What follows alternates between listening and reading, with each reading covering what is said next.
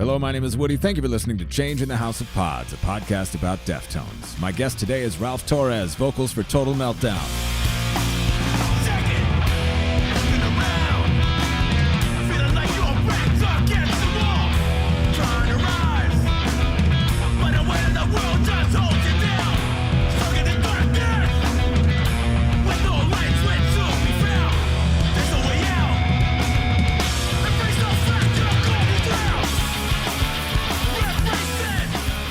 That's Embrace It from the self-titled debut EP from Total Meltdown. Please go grab it from their Bandcamp, especially if you love New York hardcore.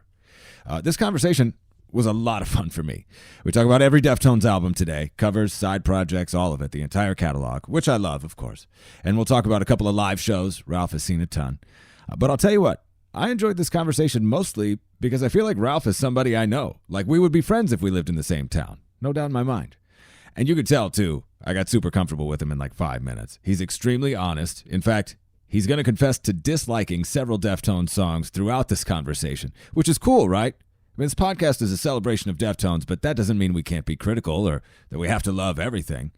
Sometimes I feel like all I'm doing is sitting over here gushing over all of it. So I really appreciated when Ralph was like, nope, I don't like it. I like that. But most of all, his story is cool. Like just the difference of his fan experience when he was a kid, where he grew up. It's a lot different than my experience. So I enjoyed listening to his story, and I think you will too.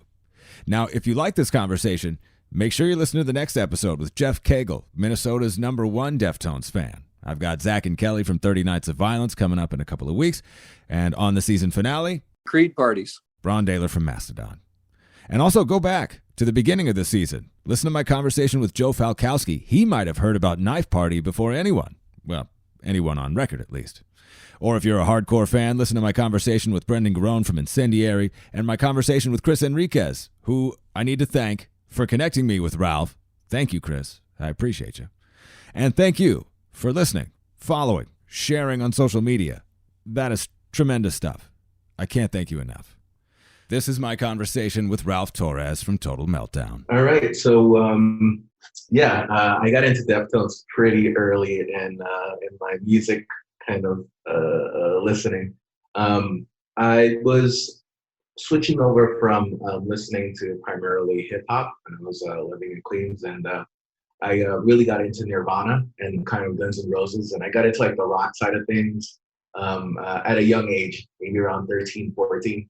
And then I moved to Long Island, where I ended up meeting a whole bunch of people who were into pretty abrasive music, including a lot of more underground kind of rock stuff that I would normally find. I mean, when I used to listen to it, it was mainly stuff I found on MTV. And then going to high school, I got to meet a few kids who put me onto a bunch of different things. And one of the albums that they put me onto was that first Korn album, that self-titled record. And I really got into it because I felt like what I was listening to there was a combination of kind of what I grew up with in hip hop combined with the newer stuff that I was getting into the rock side of things. So new metal kind of had that vibe where I was really digging it. And I was a huge fan of that first album and a few other ones they did after that. Anyway, when I was looking in the liner notes, I was trying to find kind of who were the bands that they listened to or who they liked. And I saw Deftones in there. And I was like, let me check these guys out. So this was in late 95.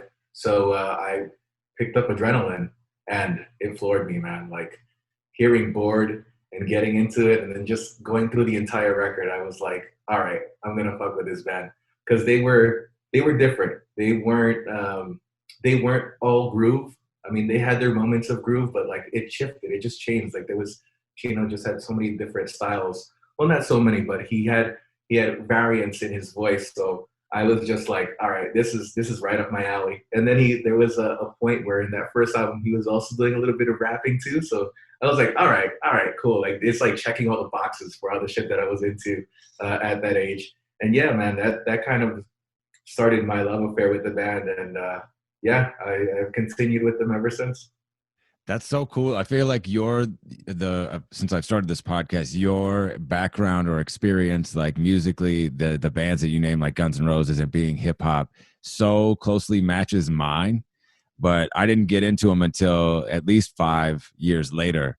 So it's kind of trippy to just think about like us having that similar, or probably not totally entire. I mean, who wasn't like aware of or into Guns N' Roses, Right. or even Nirvana? But like, I think it's just really dope to finally meet somebody who's like, yeah, hip hop was where I was at, and Yeah. then this rock band, and that you found them in the liner notes. Yeah. That's kind of cool. Like I don't feel like I can remember like like pull a band that I like found off of the liner notes. It's a big hardcore thing. So in hardcore, in the liner notes, you always thank the bands that you felt akin to, and that's how like it's how a lot of people who are into hardcore kind of find new bands. Obviously, before the internet and all this shit took off. Wow, I didn't know that. That's really dope. So you kind of adopted or adapted that experience and were like, let me just see what I can get into from, because Korn doesn't have any, they don't have any hardcore like background. No, no, no. I was listening to a whole bunch of stuff. So when I was getting into Korn, I was also getting into hardcore. So it was just like I this was like when I moved from Queens, just kind of more the urban area of New York, to Long Island, which is more suburban. And in that move, I ended up picking up a lot of different kinds of music, a lot of different things that I never even heard of. Like I saw kids wearing patches that had NIN on them, and I was like, what is this? And I ended up finding out it's Nine Inch Nails, and I was like, oh, all right. So yeah, I ended up learning a lot, just being around a whole bunch of kids who were listening to it. Because when I was living in Queens, I was the minority, and in that I was listening to kind of rock music, whereas everybody was listening to hip hop. So it was definitely a change in my life when I moved over there and kind of found all this stuff. So did you have friends when you moved to Long Island who were also into Deftones? They were more hardcore kids than they were Deftones fans, but there were a few. My closer friends, or the friends that I still keep to this day, are more hardcore kids. But yeah, I ended up meeting the kids that I met were more into kind of Korn, Sepultura, more like commercial side of things, and I would consider Deftones to not really fall into that bucket. They were always like um, kind of the lower or the more underground version of those, or less popular bands than the other guys were. Yeah, I always think of them as like the fourth or fifth or even sometimes the sixth band from the scene that like people would talk about. Not that certainly that I would think of, but you know, it was always the attention was from the new metal bands, the Limp Bizkit, like you said, Korn, Right. and then Yes. Linkin Park, and those bands always get mentioned first, and then people who really, I think, were aware of all of that kind of music, either as a byproduct of the scene or just from knowing like what was going on. Like we're also into Deftones. Were you into? Well, let's not jump into new metal yet, because that was still probably a few years away at that Yeah. point. Were you like into like playing were you playing any music yet? No, no, I wasn't. I actually haven't. I mean, I've always been a fan of this stuff, but I never actually got into it until last year. And it was more of me just being a fan of everything and being like, oh man, I don't got the chops for that until recently, which is kind of funny and ridiculous. But it happened late in my life, but at least I'm into it now. So what changed? Tell me what happened. So I got a fire lit under my ass. My friend Chris, who you may know, Chris Enriquez, Mm-hmm. he he just he was like, we've been friends for a good 20 years, and he just came up to me and he was like, you know what, dude, we're gonna start a band and you're gonna sing. I've heard of you in karaoke. You've done pretty good, so we're gonna do this. We're gonna have a hardcore band, and you're gonna front it, man, because you've been up front at all these hardcore shows, screaming your head off, doing all this shit. Like, let's do this together. We're gonna do like a New York hardcore band, and it's gonna be you. And I was like, I had to be pulled into it a little bit, but it was a little bit of coaxing. But afterwards, I dove head in and kind of made it mine, and that's why we have this band. It's called Total Meltdown. So, what was your hesitation? I'm more of a behind the scenes kind of person. I'm not necessarily the schmoozer or the person who's really talking to people. And being a front man, you kind of have to be this charismatic kind of beast. I figured so. I always shied away from kind of the spotlight or limelight. I was always the friend in the back, not necessarily the person out front. So yeah, it's something that I just went into with some trepidation, but we're winging it. We're gonna make it happen though. That's cool, man. I think that's that kind of a leap is the. I mean, you have to do that if you want to do anything, right? If you want to do, Right. especially if you want to pursue your passions, you got to put yourself out there a little bit, and that can be a bold first step. For Um, sure. did you get any opportunity to see them? I know, like the scene, like the local music scene, was at least from my first conversation about probably the first conversation I ever had about New York hardcore, really with like a New York hardcore person, was with Brendan from Incendiary, and he was talking about how it's all like local and Yeah. in Long Island, like the scene is all what's going on around town, and so Right. you probably then didn't get the opportunity to like see Deftones live. No, I definitely did not, and it was frustrating that even though they were playing in Manhattan, there was no way I was going to get over there. I mean, I was like 15, 16 years old, and we were going to local shows, right? We were going to shows where it's in Long Island, and you don't have to jump on a train. You could just take a car ride and go and see a show. The idea of going into Manhattan was a little bit more. Um, um, it was a little bit more difficult because you weren't actually driving over there or you weren't getting a ride. This was a situation where you were taking public transportation, and that's just something that I wasn't really comfortable doing at that age. But I eventually got over it. But at the time when they were playing shows, it was also something where it was school nights. I'm not really going to be able to go out, make it into Manhattan, and go and check them out, play at 10 o'clock, get home by 11:30, if that. So yeah, it wasn't in the cards for me. It definitely hurt because I really became a fan, and just knowing that they were playing down the street and I couldn't go was a pain. So, like, to what degree of like fandom are we talking? Are we talking like t-shirts, posters on the wall, magazines? Like, where were you at with your fandom?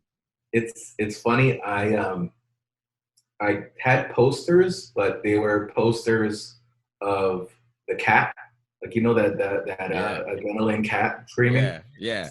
I had that, and the reason was I couldn't have pictures of the band because my mom was my parents are super religious, so my mom was like, "You're not gonna have a picture of anybody's face in your bedroom unless it's like a picture of Jesus or some shit like that, right?" So I was Wow. like, "All right, fine, fair enough." So I ended up buying shirts and getting posters, but kind of it stuck with that. And then um, we have in New York, we had the ability to kind of pick videos that you wanted to see. So like we had this thing called the box where you could watch TV and then like they would list like artists and songs and singles they had. So you'd be able to kind of use your phone and get a video on demand and be able to see it. So I would end up ordering board all the time with that. That's so cool. Do you remember how much it cost? I could not tell you, man. It was just like probably like 50 cents to a dollar back then. Wow, really? That's crazy. That's actually sick. I mean, wow. I feel like I remember the box and talking about the box even recently. Maybe it was with Brendan when we chatted. It might have been with Chris. And that's cool because it seems like were and as somebody who grew up in the Midwest primarily, like I didn't have any, any obstacles to seeing the band. It wasn't like hard for me to get access. It was a matter of if they were coming to town, I'd, go to the show.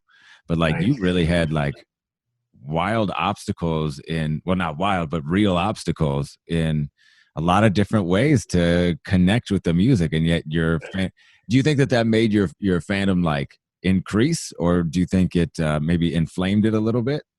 I mean, I would consider myself just a music nerd in general. So like I'm just hooked on everything, like Yeah. anything. So I mean, my intensity for this stuff comes with a whole bunch of different bands. So like I could have told you the same thing about the hardcore scene, but being able to go and see them was a different experience because these Yeah. were local acts who had a better chance of coming into contact with. So I had that kind of dedication just to all kinds of music. And even as music has shifted over the years, my interests have slightly changed or expanded. It's still kind of that level of dedication. So, what were the other bands or artists that you remember getting into as like Around the Fur is coming out, and you're a little bit older, a little bit more seasoned in your exposure to new music? So when Around the Fur came out, it was I guess like 97-ish, I think. I was just hugely enamored with West Coast hardcore, and just actually hardcore as a whole kind of enveloped me almost to the point where I just stopped listening to hip hop.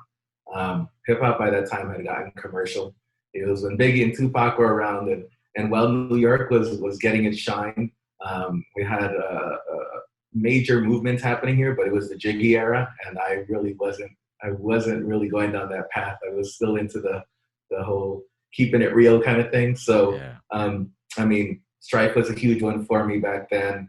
Snapcase, kind of Victory Records was killing it at that time. Revelation Records. I mean, going back listening to the classics. I think what happened to me in like 97, 98 is I was starting to kind of venture out on my own. So like that's when I started going to shows by myself, right? So I would actually kind of tell my parents I was going to a show in Long Island, but then I would actually jump on a railroad and go into Manhattan and go and check out shows. So I was starting to venture out, and it was really like kind of me getting in tune with my headphones, because that's one thing. When you're commuting, you got a lot of time to listen to music, man. So I got really engulfed in like a lot of what was going on with the hardcore scene back then. And then I also was listening to more mainstream stuff, but I mean, Deftones, I think, and Korn along that vein were big. New metal was definitely, it had a grip on me. I mean, that first Limp Bizkit album, I can't front it had some jams on it. So It's a classic. It's a classic.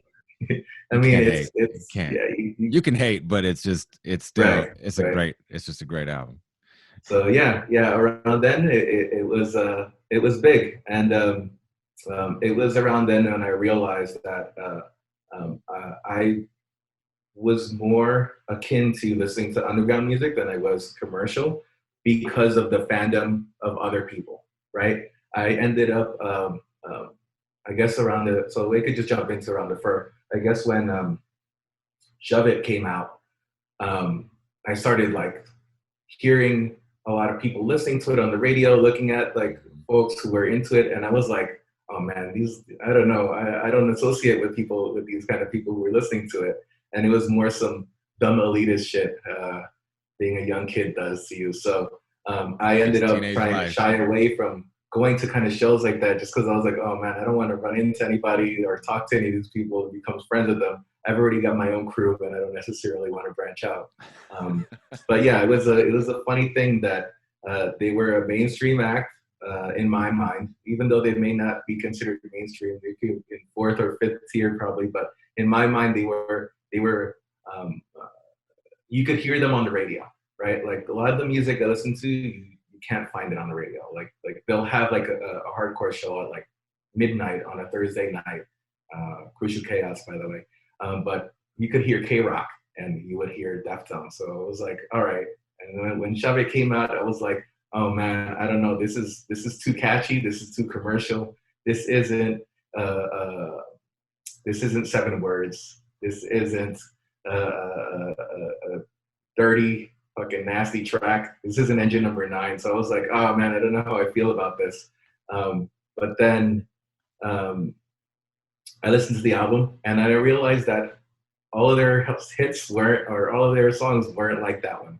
And then that's what really opened up my eyes to being like, oh shit, this band, man, they don't have just one sound. I mean, Around the Fur definitely opened it up for me.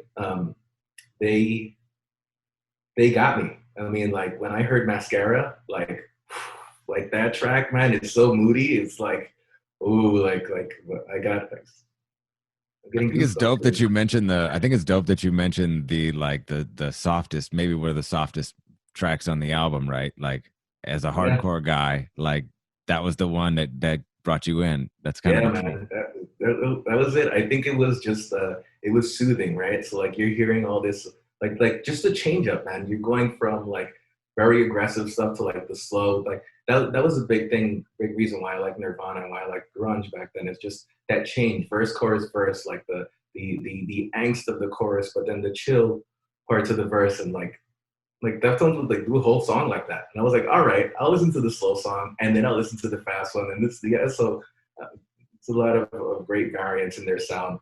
And yeah, that was a big thing, a big part of it. It's really interesting to think about your experience, and I would imagine it. I mean, Long Island is huge. There's a lot of people in New York like who were put onto music, like from their hometown or like from their borough or from where they were, like where they were living life. And then here in the Midwest, like you would have pockets of that here and there, but like Corn and Limp Bizkit were by and large the option. You know what I mean? So you didn't really have the opportunity to like turn your nose at it, so to speak, because there wasn't really anything else unless it was just a whole nother genre or whatever else you were into. It was sort of that. So it's kind of cool to think about that experience, and then for you to get like pulled back in, like Yeah. even within the same album, like it didn't take till Pony, like it was the same album, it was the same one that pulled you Right. back in. Yeah, So because we got lucky in New York. Everybody comes to the neighborhood. Everybody comes to the city. So you have so many options. So it's endless. that's wild, man. So and then you're what, probably in your early 20s by like the time Pony comes out. So Pony came out like a week after I turned 20. Oh, I was born in '80, so yeah, it came out a week after I turned 20, and by the time um, Change came out, which was the first single, I was like, so I had a shitty experience with the other first single they put out with Shove It, so I was like, oh man, I hope they don't put out a clunker, and then I heard Change, and I was like, yes, like that was so sick. So what I ended up doing was um, for their release, they had an in-store at Virgin Megastore. So Virgin Megastore is huge over here in Times Square. So my ass had to go and get on that line, and I went online and I got to meet the band and get them to sign um, my copies of White Pony. So I got like the original, like the black and the red. They had like a black and red version of the album. This is Yeah. before, obviously, um, uh, that song that came out, Back to School, was on there. So this is the first edition. So I got to stand in line, meet the guys, get them to sign my shit, and then yeah, like that was I think they may have been the first or second time I saw them ever, and I mean they didn't play that time, but that was like the first or second time I'd seen them in the flesh, and then like um, after that, kind of every time they were in New York, I went to go and check them out. So there may be like two or three times where I missed them, but for the most part, since then, for like 20 years, I've been going. Every time they come to New York, I'm at that show. So That's a lot of shows. That's at least a dozen, probably oh, probably more, right? Like, probably more. Yeah, do yeah. you know the coolest show or coolest venue that you've seen them at or coolest experience? I mean, I got to see them at Roseland, which was awesome. But I think my favorite was going to be would be Webster Hall when I saw them back in I think it was like 2003. Um, this was this was when they were promoting I think their self-titled album back then. Yeah. But it was more the reason I liked it is because it was a smaller venue. Like I was used to seeing them at I mean not arenas, like they were never an arena band. I was used to seeing them at kind of places that had maybe like a 2,000 capacity. and then like to see them at like an 1100 capacity, and even though those numbers don't seem like that they're far off, when you're in the venue, like it does make a difference. So it was great to be able to see them there. It was an intimate show, I guess, because they played in such a small place compared to others. So it was kind of like a getting a chance to see your favorite band kind of in a more in like a very small place, and that's kind of what I really enjoyed about it. I mean, at all the shows, kind of Gino jumps into the crowd and like does that shit. So it's not like that was special, but it was special being in like this room where I've seen a bunch of smaller up and coming bands play, and then seeing this band that I've been listening to, I guess from that point it was for like 8 years, and like seeing them come and play in my turf in a small place that I felt very comfortable in. That was very memorable. Anytime you can get any band that is great live, like in a small spot, is one of the coolest things ever. But like you said, Deftones, it's Deftones. Yeah. And that was, you said, Webster Hall, yeah. And about 2003, was that 2003? Yeah, around there. Yeah. So at that point, self-titled, what are you up to? What are you doing with yourself in life? It's funny. So when I went into college, I completely immersed myself in underground hip hop. So like I had my hardcore period, and then I actually stepped away from hardcore for a bit and went knee deep into underground. So I really got into kind of Def Jux, Atmosphere. I don't know if you ever heard of these labels, but they put out like some major artists. Def Jux, I guess, LP from Run the Jewels now. Yeah. That was his label. So I was really big into underground hip hop, but Deftones always pulled me in, right? So it was one of those things where no matter what I was doing, I always had to check out what they were doing and what they were playing. And when Self-Titled came out, their single was, to me, another clunker, man. I think it was Minerva. Like that was not my jam at all, man. And I was like, oh, this is another Shabbat situation. You had no idea what was on the rest of the album. You had no clue. I mean, when I heard Hexagram, I was like, oh, all right. I mean, how can you start off an album like that? Like, it's beautiful. I mean, so yeah, I knew it was in for a treat. And when I look back on it, I guess in the ranking of that album compared to other ones, I can't say it's like at the top or very high up there, but I can tell you when it came out, like I gave it my full attention, and I really took heart to it. And I mean, like songs like Battle Axe, I mean, like they just have a whole bunch of like awesome shit, right? But when Girls Telephone Blaze, I mean, brutal, right? So they had their moments, but yeah, when I look back at it standing the test of time, I can't say it did that too well. But yeah, hooked on it. Went to go see them. That and then subsequent B-sides release, another favorite jam. I mean, I kept on rocking it, man, riding the train. It's funny to me how like hip hop the Self-Titled really is. Like it's got like every song like has that, I don't know, like somewhere like 80 BPM sort of feel where it's just like super like West Coast sort of, I don't know. There's just something about that bop on that album that is it feels like extremely hip hop to me. So it doesn't surprise me like that it was an easy like reach, right? From what you were into to the yeah. I for me, I feel like a lot of that came from the DJ Crook influence, maybe, and Self-Titled and White Pony, kind of like when they started to incorporate kind of teenager, kind of the more bop kind of stuff. I feel like that kind of came into the Self-Titled record because that was the first time listening to like them doing electronic music, or what I would consider electronic, or more less drum, guitar, and bass kind of thing. So I mean, I feel like that may have crept into Abe's style on this journey that he's onto even to this day, man.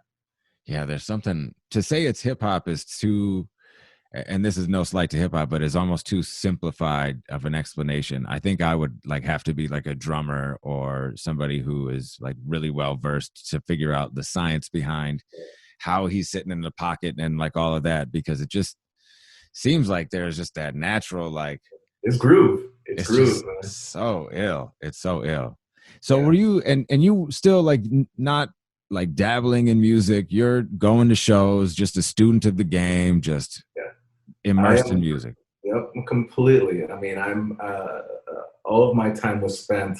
Now, like my musical net was just like expanding, right? So I was just, it was like every day I was going out to a show, right? So it could have been a hip hop show, it could have been a hardcore show, it could have been a rock show. Like it was just my life was just completely engulfed by it, um, to the point where I wasn't even like I wouldn't have even had time to practice. I was just going out and going to shows, and it didn't hurt that I was also being I was also drinking a lot, so I was going out to shows and not necessarily with people. Sometimes it was just by myself, like just checking the shit out on my own and just living it up. So I mean, I did, even though I did hang out with people, it wasn't like I was hanging out with them on such a regular basis, where I would be like, hey, let's start something together. It was more of a, hey, I'm gonna check this out this night and this out this night. And then with the way I am with my friends, I have pockets of friends. So I have my hip hop friends, I have my hardcore friends, I've got my friends who listen to other kinds of music. So it wasn't like they ever got to mix and match. So it was like every day when I would go to a different thing, it was like I was with a different crew of people, right? So and I would dabble into kind of, I guess, freestyling. You call it that, if you call it that. But I mean, that was the most that was the most it went, as far as kind of being a musician, I guess. Dude, we are so much alike, to be honest. From the way that we kick it with our friends to freestyling, like getting lit and freestyling. Yeah. So 2003 to into the B-sides. What did you say too was something about was there a song in particular or something about the B-sides that The B sides just like their interpolations of these songs were great. Like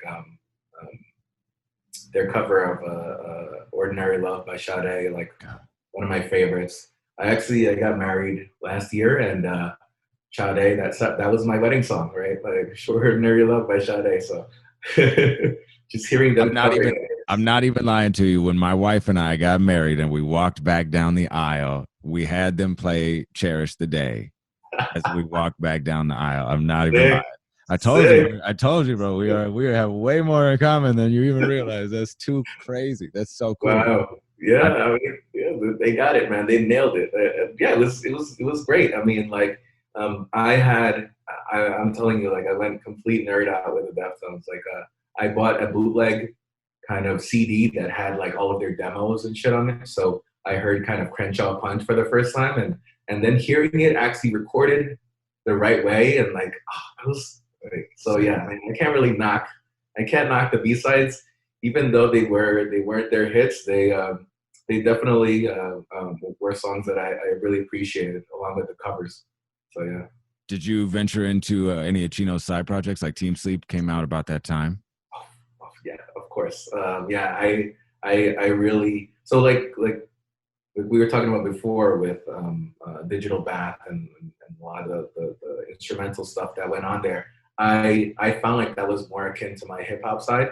So when he came out with Team Sleep, it was just the demos that I got into, right? So this was like me searching message boards back then and just like finding it, using all kinds of Kazaa, Napster, whatever I could do, whatever I could, like, however I could grab this shit. So yeah, I got huge into Team Sleep, into like the first things that they put out.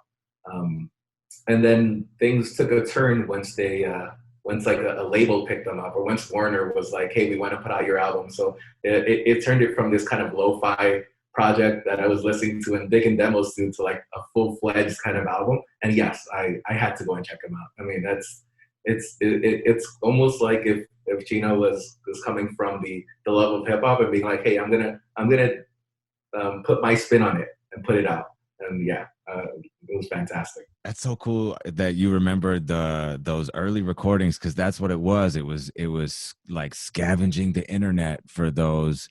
Like there was a Cactus Club performance that came out, but those like first couple of tracks, Like I remember like the first one, like when the Natalie Portman came out, and it was Yes. I was Yes. like, yo, they got a song called Natalie fucking Portman. Yep. I am with it. Like this is Yep. me. Yep. Yeah, Yeah. man. And then there was some other shit that like changed names, I want to say. Like Mercedes or something like It was that too. like, yeah. But this, I feel like, I don't know. I was super geeked on the album. And then I saw Team Sleep live. Did you get that opportunity? Yeah, yeah. They came into town and they played at an even smaller place. Like I saw Teen Sleep at this place called the Knitting Factory, and that was mind boggling. I mean, like you would never expect to see um, uh, anyone from the Deftones playing kind of in that small space. And this in New York, it's one of the more premier venues for underground bands. It's not necessarily anything that would be considered along the mainstream line. So being able to see them there, and they had this band called Daughters opening up for them, which is another like ridiculous, crazy band. And yeah, it was a great show, man. I think they played 2 days in a row. I don't know if I'm not mistaken, but yeah, I got to see them one of the days, and yeah, it was sick. It was very sick. That's so rad. I mean, I've heard about the Knitting Factory and certainly read about the Knitting Factory, and to think about seeing them there. And then because yeah, where they played here in Minneapolis, it was like a weird, like it was like a bowling alley that had been like turned into a club or something, and it's not even open anymore because it was just so poorly done. Nice. But still getting to see them, and then in that different environment, and Chino certainly out of that context of Deftones was rad and like wild and different. So before we go jump into that, so in Minneapolis, did you ever get into the rhyme sayers and that whole underground hip hop scene? Oh, They sure. they're huge over there. Oh, sure. Yeah. I mean, it's hard to miss. I never got like really into it. Actually, to be honest with you, the way I sort of felt about it was the way that you felt about Deftones when My Own Summer came out. Is kind of like, everybody's into this shit around here. Sick. All right. So I kind of was like, man, I'm gonna keep listening to fucking Busta Rhymes and call it, you know what I mean? That was where I was at. Fair enough. But like I definitely I love Brother Ali. That shit he did with Jake One and Freeway is still one of like my all-time favorites. That got me introduced to like Jake One and like how deeply, and that like was that music. Yep. Yeah, man. So I don't know. I was probably a little bit older than, no, I guess not older, but just working and going to school and like not really having time. I also didn't go to like shows heavy the way you did by any means. I didn't really start going to shows heavy until I got into radio. I mean, I went to shows, but I would go to see my favorite artists, not just like whoever was playing that night. Anyone. Yeah. It was anyone and everyone, man. It was. But that's sick. That's how you discovered music. Like, you know what I mean? Like up until the 2000s, MTV was how I discovered music. You know what I mean? And that sucks. Yeah, for sure. You're spoon-fed bullshit. Yeah. So, all right. So let's jump ahead. Was Saturday Night Wrist popping for you? Was Diamond Eyes popping for you? Saturday Night Wrist. I mean, Hole in the Earth. Xerxes, Rats. I mean, it has its gems, but I consider it along the same lines of Self-Titled, where I was immersed at the moment. But when you look at their entire discography, like not necessarily high up there, but then I really like it. I was like mesmerized with Diamond Eyes. Like Diamond Eyes was the album that like really reinvigorated kind of my fandom for the band. I was lucky enough to, I mean, I don't know, well, maybe lucky enough is a different word, not the right word for it. I was, at that time when Diamond Eyes came out and Deftones came to New York, they were offering the ability to kind of buy tickets for like VIP, so like where you could either like meet the band or kind of see them do sound check. I'm not that much of a dork where I was like, I don't want to meet the band. I don't necessarily need to meet them. Bro, I did that shit. I bought that ticket. I am a dork.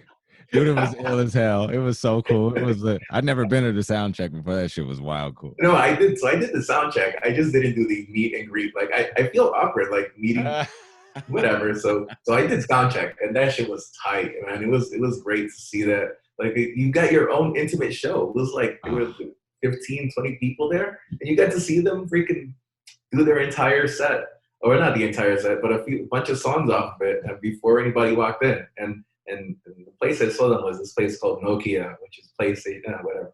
Anyway, this place is mammoth. I think it holds like almost 5,000 people, and being able to see them in that space before anybody gets in, I was super jazzed about that, man. And Man, that's so yeah, cool.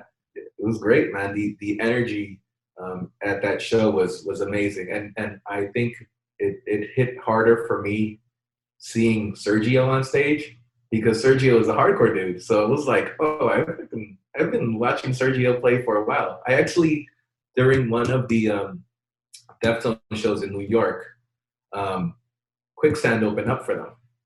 So I got to see them playing with Quicksand, and then to see Sergio on stage with them is like, yeah, hells yeah, like this is like, it was tight. So I mean, like, just watching him, and he has New York groove. I mean, like, my man Sergio's got those bass licks where if they were already going on the path of sounding more like hip hop, like it really hit with Diamond Eyes. And yeah, I mean, front to back, that's like a banger, man. I think like that album is one of my favorites. I love that album. I do, and I love that. I feel like, you know, so often we just go all the way back to White Pony, and you know, when I talk to Deftones fans, they're like, no, like we can't forget. Even over this past summer or spring, like when they did the 10th anniversary for Diamond Eyes, I was like, okay, yeah, like good. I'm glad my guy's getting some love because I need that album to get that acknowledgement. I want to ask you too about well, a couple of things. I wanted to ask you about Sergio, but before we do that, about that meet and greet well, you missed the meet and greet, but the sound check.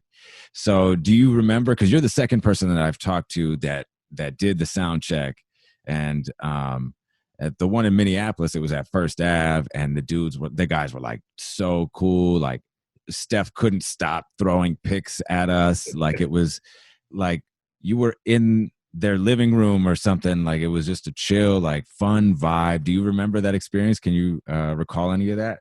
I'll tell you, it wasn't, I guess, that intimate in New York. I think maybe by the time they got to New York, they were kind of a little bit over it. So it was. They haven't done it again, so yeah, right. At least not in that way. Yeah. So by the time I saw them, it was more of a, all right, we just got to get through this kind of shit. And like they were cool, they were personable. I mean, they were acknowledging us as the fans were watching it. But it wasn't like it was like that memorable where I'm like, oh yeah. For me, I think the biggest part of it, or the most memorable part of it, was just seeing them in such a small space, their actions and hearing the songs. The interaction really wasn't there. Yeah, that's okay. I mean, I can imagine it's a job at some point. You're going to work every day, and that's the thing, and that's fine. Like not everything has to be perfect for every fan. Right.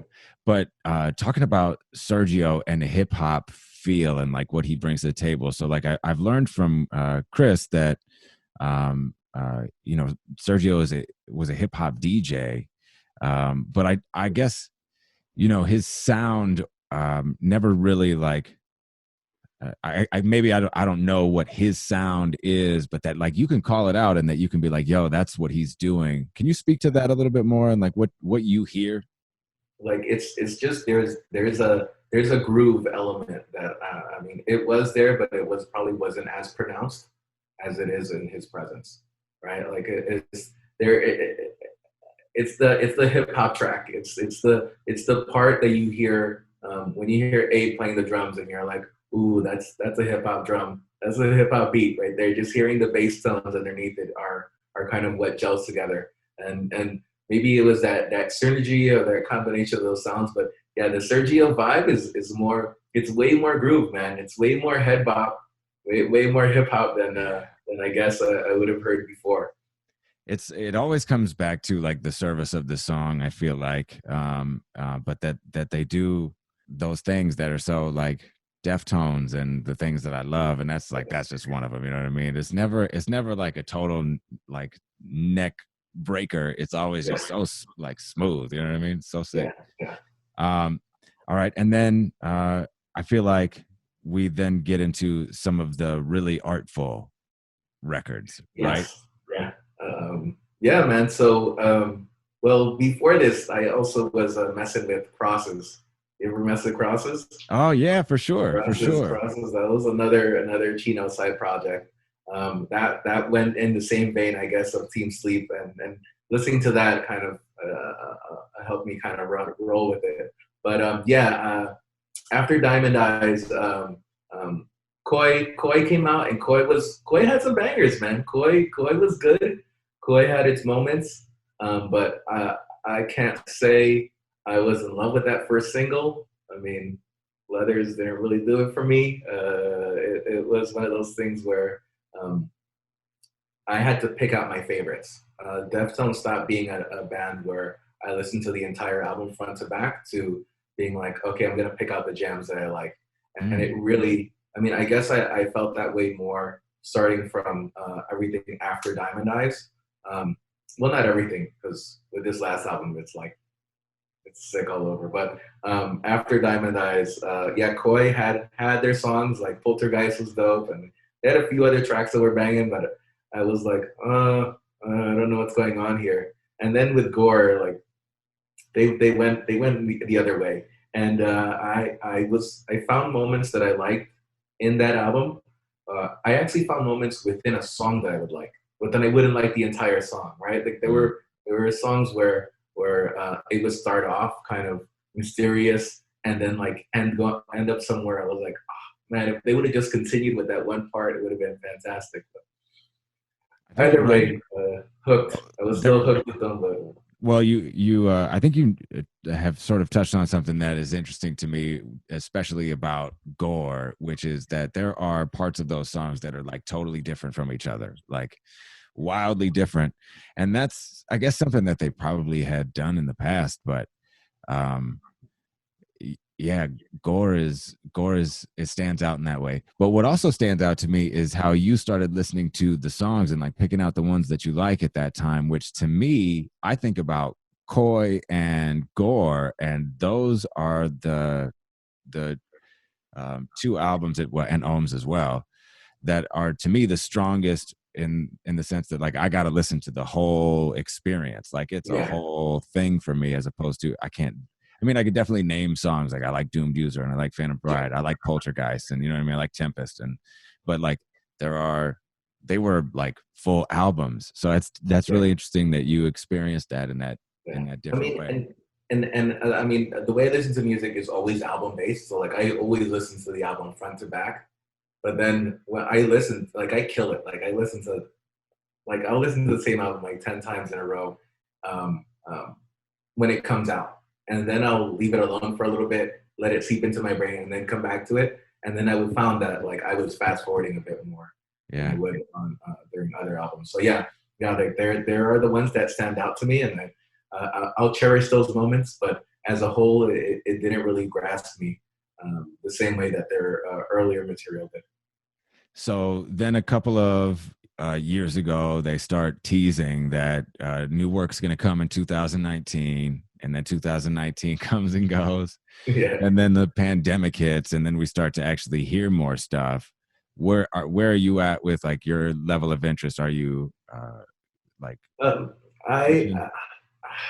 that time or even up to recent, I was like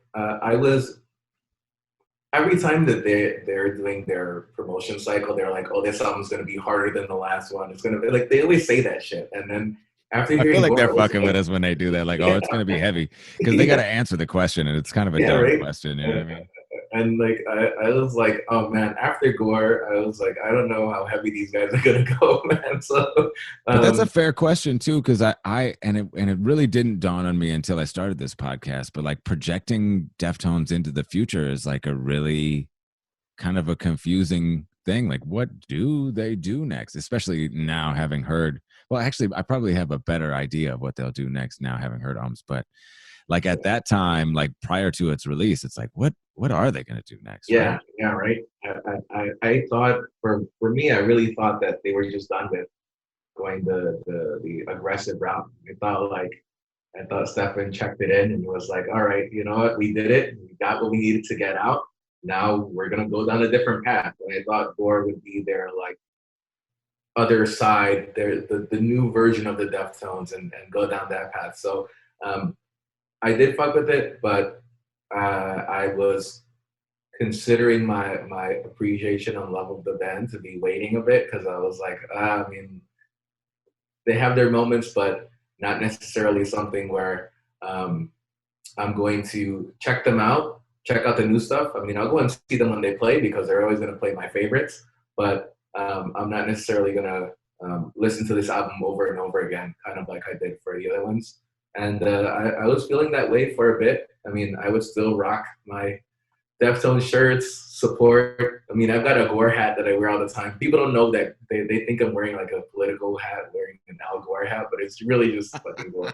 But I just like it. It's just plain. It just says Gore. So anyway, I really wasn't kind of expecting it to last long in my rotation of music. I listen to a lot of different kinds of music, like I mentioned before. So like I started incorporating even classical into this. So it's one of those things where I'll give you some time of day, and then if I really like it, I'll come back to it.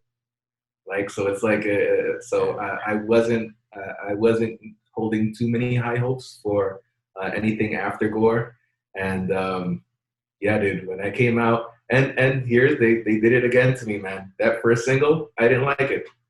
I was like, oh, Ohms. I was like, I don't know, man. I don't know this first single. But then I remember they always do this to me. They put out like what they would consider to be like a radio hit. And it's not necessarily something I like, but it's a radio hit.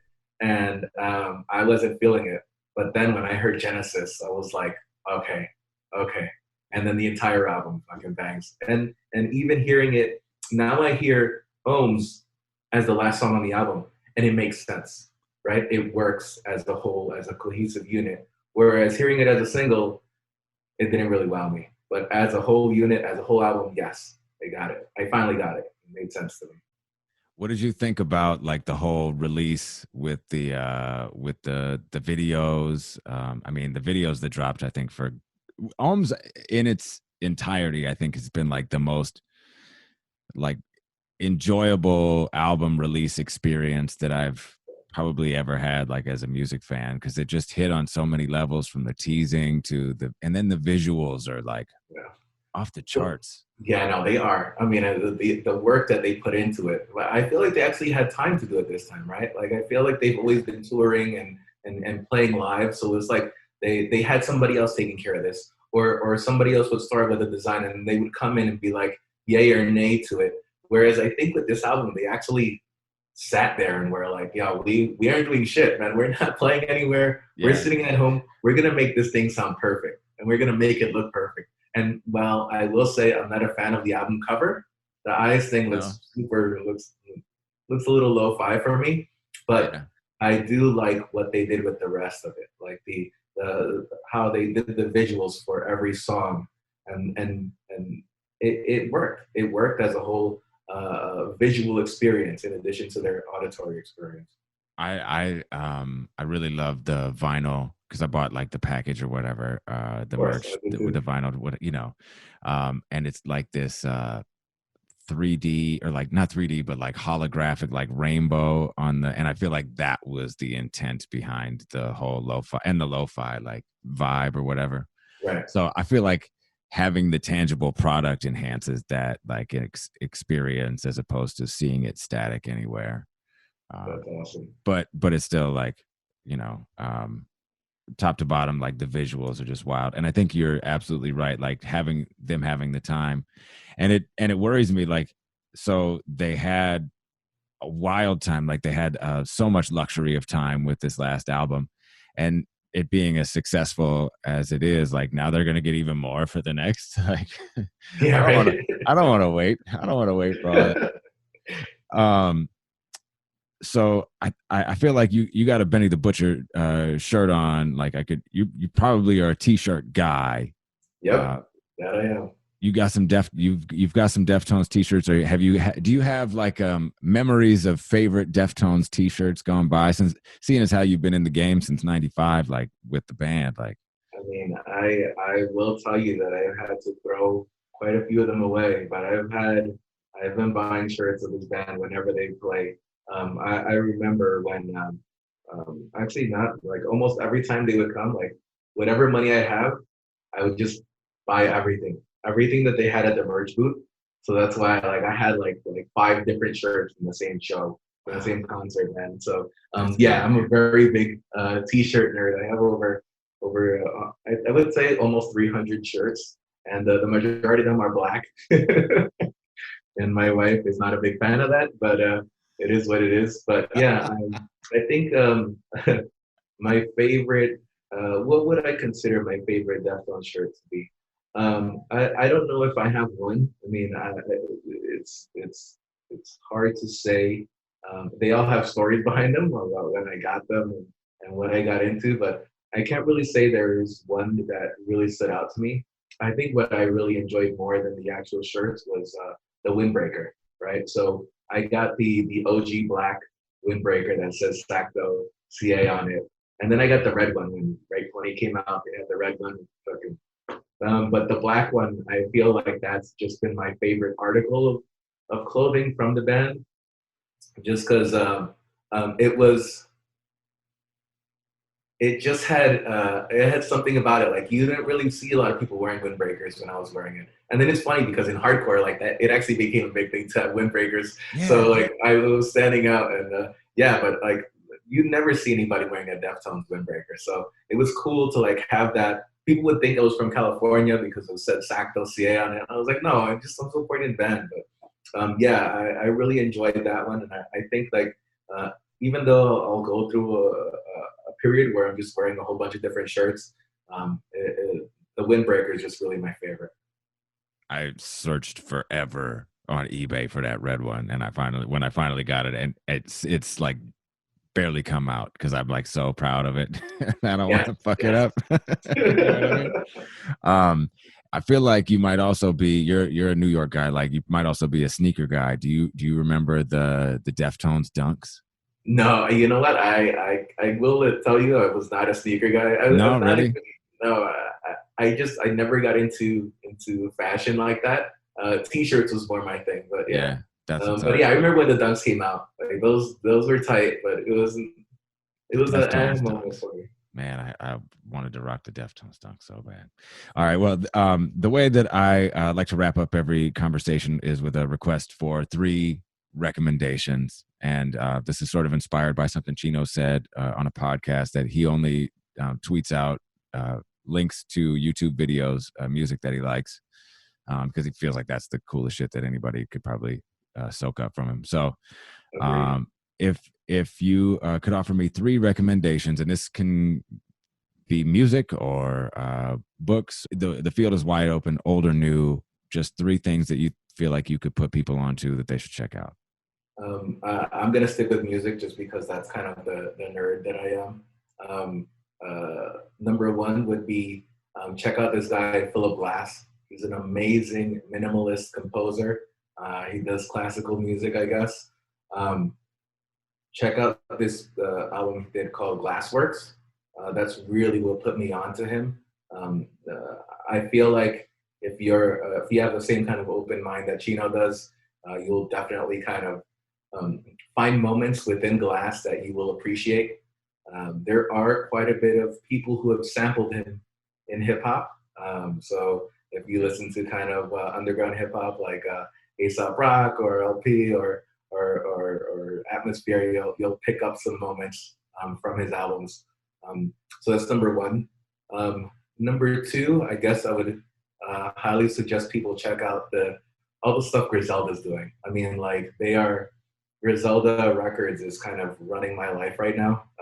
As you alluded to with this Benny the Butcher shirt, Benny, Westside, Conway. I mean, like those three guys, they're putting out so much music, and it's to the point where like I can't even catch up, right? Like, so I'm still enjoying an album they did a year ago, or I'm still enjoying an album that Westside Gunn did a year ago, and he's already got 3 other projects since then. So it's like I'm playing a game of catch up over here, and being prolific and having that much freaking product, it's just it's difficult for me as an album listener to like to catch up, because I'm still like finding those moments in these songs that they're not ever gonna play because they've already released another 20 songs on top of that. So Westside Gunn Westside and everybody in Griselda definitely. And the third one is a shameless plug for my band, Total Meltdown. This is a New York hardcore band, and the lyrics deal a lot with kind of the issues that I go through. It's really an album about kind of the mental anxiety and kind of the feeling where you're at the verge of a nervous breakdown, and kind of writing that down to a kind of New York groove, kind of a song where like I'm almost rhyming on a few of the tracks, right? But this is like the amalgamation of years of listening to music and finally being able to kind of create a product that I really enjoy. I think you guys should check it out. So yeah, Total Meltdown. Ralph Torres from Total Meltdown. I love that he discovered Deftones from the liner notes of a Korn CD. That's wild, man. And I loved hearing him talk about Sergio. And I really enjoyed hearing him talking about seeing their sound check on the Diamond Eyes tour. My guest next week, Jeff Cagle, he and I were both at the sound check in Minneapolis on that tour at First Ave. So you'll hear more about that amazing experience. And after listening to this conversation, it also struck me how heavy Deftones fans are into Team Sleep and Crosses and Palms. Like, obviously, Chino being the common thread is significant, but the music is all pretty different than Deftones, right? And that Ralph is a hardcore guy who loves rap and hip-hop and Sade and probably a lot of other things. It makes me think the Venn diagram of any Deftones fan's musical interest has to be the biggest kaleidoscope of bands and genres. Even if metal and hip-hop are the big bubbles, it's still pretty cool to think about. So, like the day after our conversation, it occurred to me that Ralph did not tell me about the time he went to Austin with Chris Enriquez and met Deftones. Sort of a big deal, if you ask me. Now, Chris told his version of this story a few episodes back, but Ralph was there, and we caught up recently so he could share the experience himself in greater detail. So Chris works at Revolver, and he was able to secure a gig interviewing the Deftones for the Revolver podcast. And he knew I was a huge Deftones fan, so he's like, hey dude, I got the chance to go and interview them at South by, but the interview's happening in like 2 days from now. So I was like, oh shit, all right. So I was like, I can't pass this up. I mean, this is an opportunity to fucking go to South by and go and hang out. So yeah, I booked a ticket. I think I spent like around $700 for a freaking round trip flight. This is the most money I've ever spent on a ticket, and like I've never, never in my life that I think I would ever kind of do that. Like it was kind of a spur of the moment kind of trip like this. So me and Chris met up. We're hanging out in downtown Austin, and we happened upon Abe and Frank from the Deftones, and they're like, hey guys, we're gonna go and check out this Kool Keith show. Are you interested? And I was like, wait, hold on, like we're hanging out with these guys. I mean, we're gonna interview them, but I don't know. And I guess in my mind, I mean, I can't really say I get starstruck because like everybody comes to New York, so I guess I've learned kind of to deal with it. But it was still like these dudes are just chilling over here and nobody's giving them shit. Like usually when you're in a big band like that, like people are pretty much harassing all the time. But I guess in Austin, because you're in South by, there's a million things going on, and I guess they didn't care. And also it was like we just landed. Like we got off the plane, we dropped our shit off at the hotel, and we were like, let's go out, let's go and chill. and it was like near midnight, 1 o'clock, 2 o'clock in the morning. Like it was, I mean, weird. So we were looking outside and we were walking down the street, like walking towards this venue, and we just see a rush. Like we just see a shitload of people running our way. And I've never been in a situation where like I see a whole bunch of people running towards me. Like so I mean, it's not like I'm used to the environment of being like witnessing a stampede. So I'm like freaking out. I just got off the plane. I'm like, oh shit, we just ended up in Austin while I was at work like 24 hours ago. So I'm like bugging out. So all of us like we're hanging out there talking, and then we move over to the side. Everybody's running. We're like, okay. And then we ask, we're like, what the hell happened? And no, wait, before I even go there, and then the cops start going right behind it. So we're like, oh shit, like, are these cops like chasing everybody out of the freaking location? Like, what's going on? And luckily for us, like, we didn't see anybody fall down or anything. So it was like, all right. So we came back out into the middle of the street, and this was 6th Street. 6th Street is like the main street over there where like all the bars and venues are. It's like the street we called off the roads. So we walked back out there, and we're like, all right, well, let's go and check out this Kool Keith show that Frank was talking about. And then and they're like, no, dude, everything is shut down. Like it's done. Like tonight is done. Like it's after midnight, and then some wild shit happened. I think somebody got shot. So we're like, oh fuck. And I'm like, wait, we're hanging out. We're about to hang out with these dudes who I've been like pretty much sweating for a very long time. And I'm like, we're about to like have a bro down session with them. And we're gonna watch Kool Keith. Kool Keith is freaking amazing. I mean, Dr. Octagon, he's got the whole life behind him, like Black in Space, like Dr. Doom. Like he just has so many different personas and stuff that we've been following all the way from, or at least I've been paying attention to from his tenure in the rap game. So it was gonna be cool to watch them while we were having some drinks with the Deftones. And that shit got killed by somebody who I didn't even know. Like somebody got shot, something happened, and that killed my opportunity to go and hang out with these guys.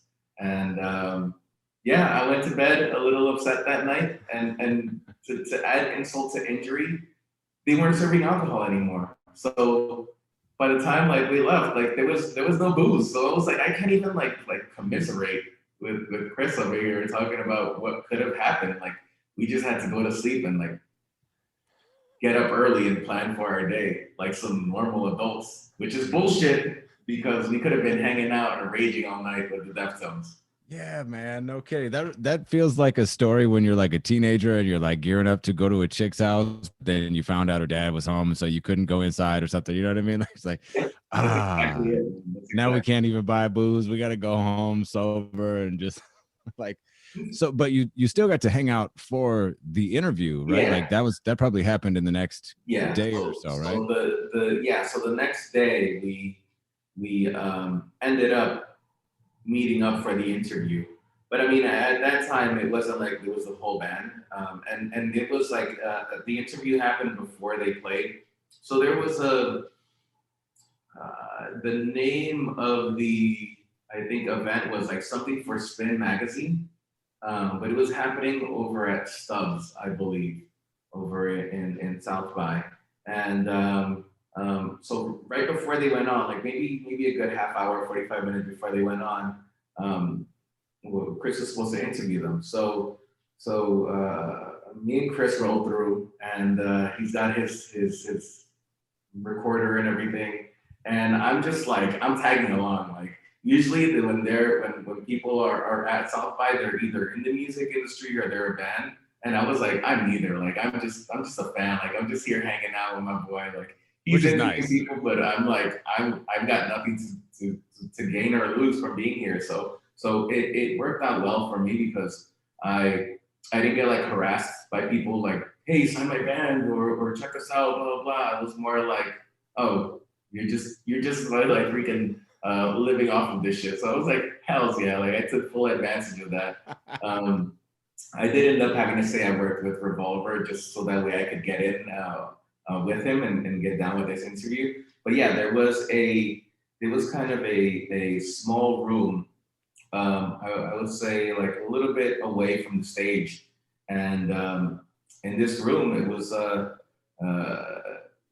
Chino and Sergio, and then Chris and myself. And Chris started hammering away, asking a million questions, and I was just there hanging out, man, just like living it up, enjoying kind of a very, it was a serene moment for me because like I've seen interviews happen, but it's different to actually be in the room while it's happening, and it's just 4 people in a room, and pretty much Chris just asking him a bunch of questions, and I'm just like, man, like 24 hours ago I was sitting in my freaking day job like bullshitting, and spent a shitload of money to get on a plane and come down here, and even though I missed a chance to hang out and drink with the fellas, it was awesome to be able to sit there and have that conversation with them. And they were very personable and everything was great. Like I really enjoyed witnessing kind of just being a fly in the wall in that moment. You know, like people always talk about being a fly in the wall. Like that was pretty much it. So I didn't ask anything. I mean, I did get to take pictures, which was one of the pictures I sent you. So, I mean, I wanted to make sure I documented that moment in particular. But yeah, it was super chill. And then they went out, they performed, and it was crazy because during their performance, Bushwick Bill came out on stage. So, Bushwick Bill from the Ghetto Boys. Serious? Yeah, man. So like they were doing Digital Bath, and Bushwick Bill came out and did a verse, and we were like, holy shit. He just rapped like his own shit, right? He didn't rap anything like Deftones. He did his own stuff, right? Yeah, but he did it over like the Digital Bath. Oh, the pop. Like, so it was just the drums. That's so it was like oh shit, and it was crowded. I mean, it wasn't like there was 10 people there. It was like a packed Deftones show.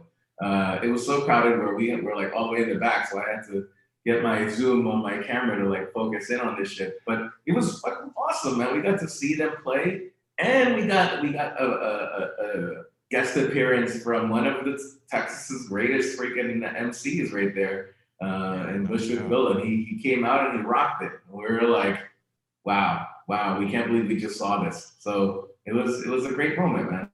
Dude, I wonder how that. I wish we could have hung out with them afterwards, but that wasn't in the cards.